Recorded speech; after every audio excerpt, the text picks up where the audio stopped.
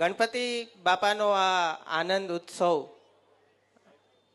નિમિત્તે વર્ષો વર્ષ ત્રિકોણબાગકા રાજાનું જે આયોજન કરી રહ્યા છે તેવા જીમીભાઈ અડવાણીને આત્મીય પરિવાર વતી હું ખૂબ ખૂબ અભિનંદન આપું છું.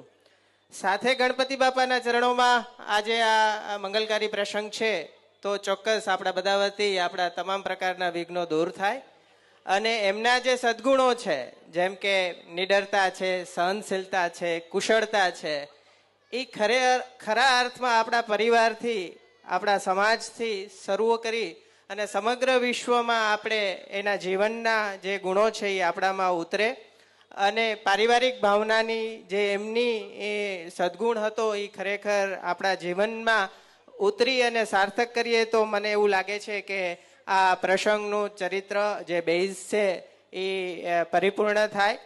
અગેન વિઘ્નહર્તા ગણપતિ દાદાના ચરણોમાં પ્રાર્થના કરું કે આપણા તમામ કષ્ટોને દૂર કરે.